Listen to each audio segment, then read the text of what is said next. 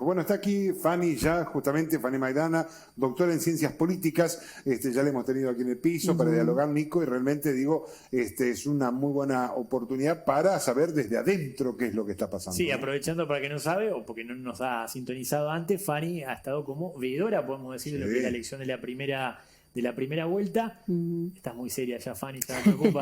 Pero contanos qué viste en esta elección. Porque recién estabas fuera de él haciendo un análisis de lo que dejó esta victoria, Cale, como lo contaba recién, una victoria bastante ajustada por parte de Lula.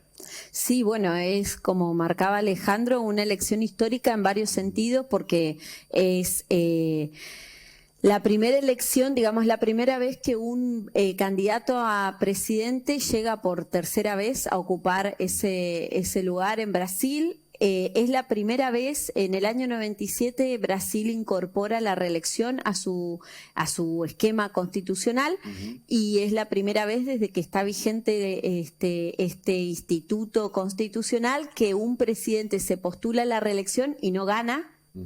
Es la primera vez que hay tan escaso margen de victoria entre el primero y el segundo. Las elecciones, por ejemplo, en el caso de Dilma, cuando había competido en 2014, había sido una elección relativamente ajustada, con 3,5 millones de votos de diferencia frente a Aécio Neves, y después también había pasado con Lula en el 89 frente a Collor de Mello, que habían tenido una diferencia de 4 millones de votos. Esta es la elección más ajustada porque, como ustedes decían, hay 2.140.000 votos de diferencia entre los dos. Entonces también es histórica por eso, y también es histórica porque Lula se convierte en el presidente más votado de la historia de Brasil. Nunca está superándose a sí mismo. Nunca hasta este momento un candidato a presidente había tenido tanta cantidad de votos, o sea que es realmente una elección histórica por todos los números que maneja. ¿Cuántas, no sé si contradicciones, pero decir es el más votado con cantidad de votos, sin embargo con la diferencia más baja? Más pequeña, más exacto. Pequeña además. ¿Y cómo llega Lula? Porque, digamos, vos decís, es el más votado, diferencia de 2 millones de electores, que para Argentina es un montón, pero Brasil es un universo aparte.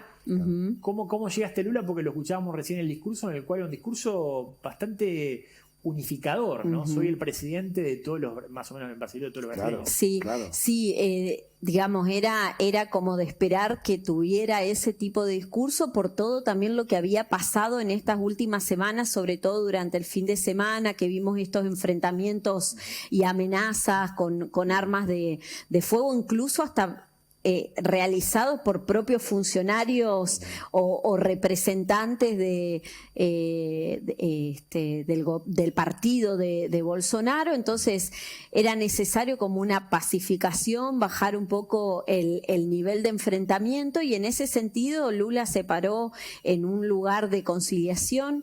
Por ejemplo, antes de hacer su discurso, que estuvimos viendo un poco un fragmento recién, antes de hacer ese discurso se comunicó con cada uno de los 10 líderes de los partidos que acompañaron su candidato. Sí, fueron 10 partidos más pequeños que acompañaron su candidatura, algunos de ellos con más presencia electoral, como por ejemplo algunos referentes del PSDB, que es el partido de Fernando Henrique Cardoso, y de Geraldo Alckmin, que bueno, fue candidato a vicepresidente de Lula, va a ser a partir del 1 de enero vicepresidente de Brasil, que digo, también es importante este tipo de construcción que hizo Lula. El PT nunca llegó a la presidencia si no fue a través de alianzas, siempre tuvo otros partidos aliados, y este caso no fue la excepción. Suman. Exactamente, pero la particularidad que tuvo esta elección es que Lula buscó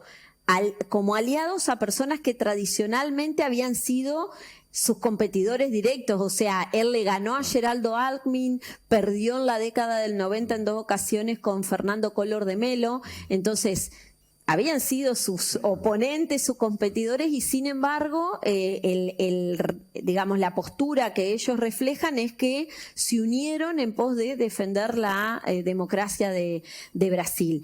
Y junto a ellos también, por ejemplo, logró sumar apoyos de Simone Tebet, del MDB, que se colocó en el tercer lugar y que suena, digamos, entre las posibles candidatas a ocupar un ministerio que podría ser el Ministerio de Educación de Brasil, y que durante toda esta campaña del segundo turno lo acompañó permanentemente, habló en sus actos, publicó en sus redes en favor de Lula, con lo cual no solamente ellos, también Marina Silva, que formó parte de su gobierno y que luego armó otro partido. Entonces hay distintos referentes. Lula, antes de salir a hablar, habló con cada uno de ellos. Algunos estaban en el búnker de campaña, otros no, pero la idea fue como, bueno, salir con esta posición de aunar posturas y superar esta polarización, ¿no? Porque está claramente la grieta que nosotros decimos en Argentina marcada. Es la mitad de la población o de las personas que votaron en una vereda y la otra mitad en otra. ¿Qué dejó el porcentaje de eso? Porque antes de la elección decíamos, bueno, está muy reñido, Lula tiene un poquitito más para hacer el 50%, y finalmente pasó eso. ¿Cómo esos votos que quedaban y los nuevos electores, cómo fue esa situación? La verdad es que si uno compara las dos elecciones, solamente la participación electoral aumentó un 0,34%, lo cual son 200.000 votos, 250.000 votos para un electorado de 156 millones de personas y una participación electoral de 124 millones de personas. Pensar en 2 millones de votos es una migaja, ¿sí? Perdón, en 200.000 votos es una migaja. Claro. Con lo cual uno se da cuenta que el electorado que no fue a participar, a votar en el primer turno, claramente era porque no se sentía identificado con ninguna de las dos alternativas. Por eso no hubo una disminución del ausentismo electoral. Y otro dato interesante es que si bien se redujeron los votos en blanco, aumentaron los votos nulos, casi 500.000 votos nulos más hubo, pasó de 3.400.000 a casi 3.900.000 en este segundo turno. Nulos. Más, exactamente. Más que lo que hizo que gane. Exacto, más de lo que, en realidad, más de la participación, del aumento de la participación. Con lo cual, digamos, es una elección donde claramente se observa que esa polarización hizo que los votos que se repartieron era un poco más del 8,3% aproximadamente de votos, que eran los que habían sumado Simone Tebet, Ciro Gómez, y el resto, los restantes 9 candidatos que había, que sumaban un 1,17% de los votos. Entonces lo que pasó fue que ese 8 y un poco más por ciento de votos se repartió. 2,37 fue para Lula y casi un 6% fue para Bolsonaro. Justamente, bueno, eso hizo una muy buena elección. Sí, en términos, digamos, de análisis electoral, la ganancia fue para Bolsonaro. De hecho, claro, si Lula no hubiera sacado esa diferencia de 5 puntos, la diferencia hubiera sido menor, realmente hubiera estado muy, muy difícil la posibilidad de que ganara, porque en el análisis del reparto y la reorientación de esas preferencias electorales del primer turno, Bolsonaro se lleva la mayoría. Ya lo veíamos en la primera vuelta, ¿no? Pero ¿qué nos deja eso? Que la parte sur, la parte productiva, Río Grande, Paraná, que es parte productiva, sumado a Sao Paulo, parte industrial, votó claramente a Bolsonaro. Si uno ve la NASA, es Bolsonaro, y es el lugar donde Lula no hizo pie, y paradójicamente es de donde los tribunales federales lo juzgan a Lula, en Curitiba. ¿Qué deja eso ver? Sí, y ahora el juez Moro va a ser diputado, va a estar en el Congreso con Lula de presidente. Sí, claramente, a ver, Brasil también es un país que está polarizado por su propia historia, ¿no? Todo el nordeste tiene un origen mucho más vinculado al esclavismo que hubo en Brasil por parte de los portugueses. Entonces la sociedad está claramente dividida. El sur tiene mucha más inmigración. italianos, españoles y también mucha presencia de alemanes del Volga, Sí. igual que en nuestra región. Y lo que también se observa es que hubo, digamos, estados donde no ganó el bolsonarismo. Por ejemplo, un caso es el de Río Grande do Sul, donde el candidato Onyx, que era del PL, el Partido Liberal de Bolsonaro, iba, digamos, a la segunda vuelta, al segundo turno, con el actual gobernador, que es Eduardo Leite, que es del PSDB.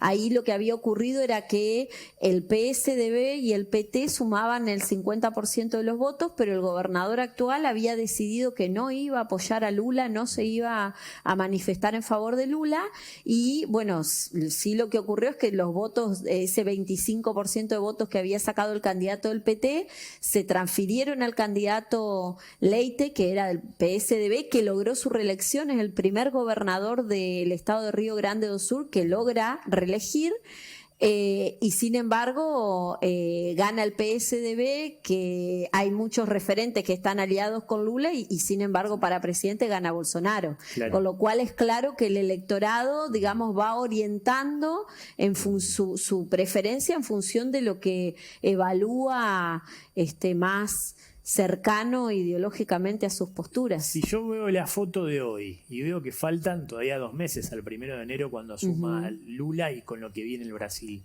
¿qué se viene ahora para el Brasil que viene, digamos?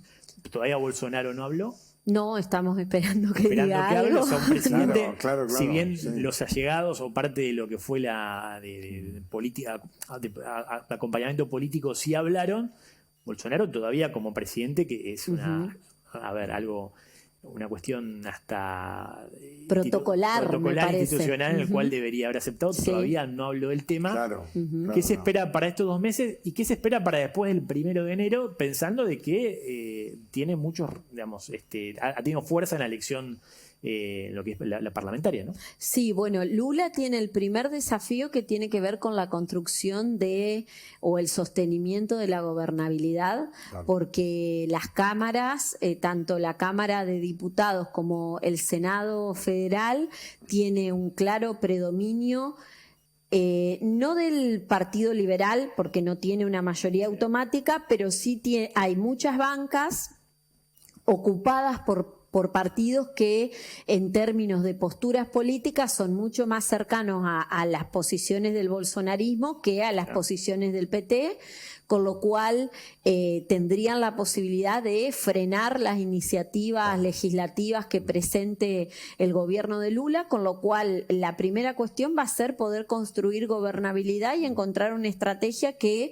le permita negociar algunas cuestiones para obtener apoyos, tanto en la Cámara de Senadores o en el Senado Federal como en la Cámara de Diputados. Por eso salió, digamos, no con los tapones de punta, Sí, sino salió por supuesto. conciliador. Incluso hay algunos partidos que justamente estaban con él, por ahí tienen ideas distintas también. Sí, creo que tampoco le quedaba, no había mucho margen de acción para tener un discurso virulento Claro, en el claro, contexto menos con que Bolsonaro estaba del otro pasando, lado. sí, que está pasando Brasil, que está muy polarizado. Claro. Y además, bueno, hay otros desafíos más de la política interna e internacional. Uno de los desafíos tiene que ver con la cuestión económica. Brasil está viviendo, si bien digamos los números en términos generales del gobierno de Bolsonaro no son malos, porque los niveles de empleo están relativamente en valores habituales del Brasil, no hay crecimiento económico.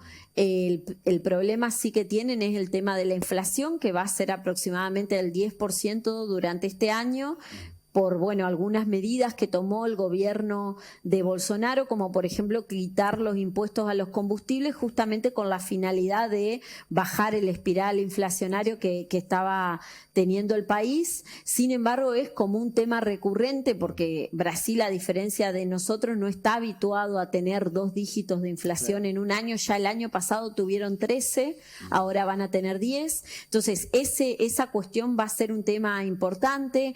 Hay varias cuestiones que tienen que ver con lo presupuestario, que de hecho se planteó en el discurso del día viernes, porque hay muchas erogaciones que Bolsonaro comprometió, como por ejemplo el Auxilio Brasil, aumentarlo a R$600, y cuando uno observa el presupuesto, ese dinero no está presupuestado, claro, con lo cual no sabríamos de dónde va a salir. Claro. Fue una cuestión que debatieron bastante durante el debate el día viernes pasado.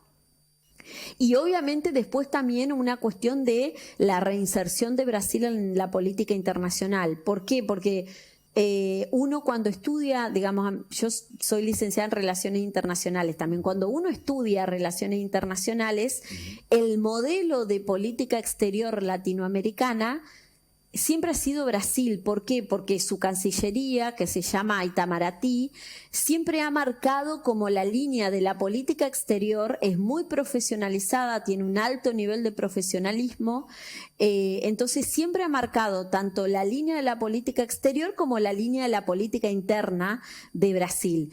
Y sin importar quién gobierne, o sea, claro, no importa quién fuera que estuviera de turno, porque el objetivo de Itamaraty siempre fue posicionar a Brasil en el sistema internacional como un país de referencia de la región.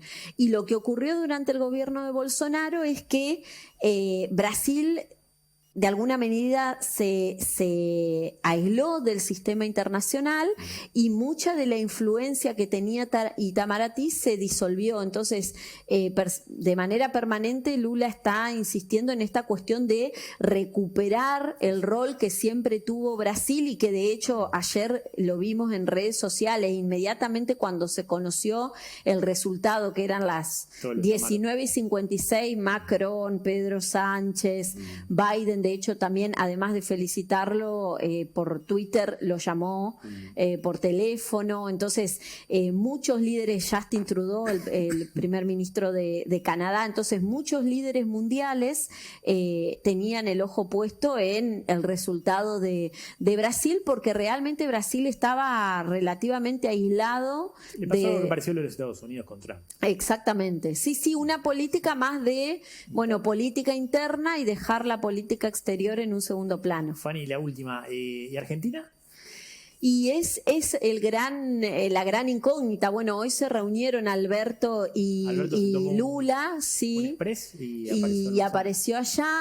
A ver, durante la campaña, y de hecho yo estuve en el primer turno allá, en ningún momento se habló de la cuestión Mercosur, o sea, permanentemente se habló de la reinserción internacional, pero pensando en Estados Unidos, en Europa, y hay un factor más de la reinserción internacional, que también hoy aparecieron declaraciones de Xi Jinping, hablando de, de la relación entre Brasil y China. Ahí hay una cuestión que, nos abre un signo de pregunta respecto de cuál va a ser la posición de Brasil en su relación bilateral con China, y evitando el conflicto también con Estados Unidos. Bueno, Brasil venía de la época de Lula con el BRICS, digamos, que ahora está medio... Sí.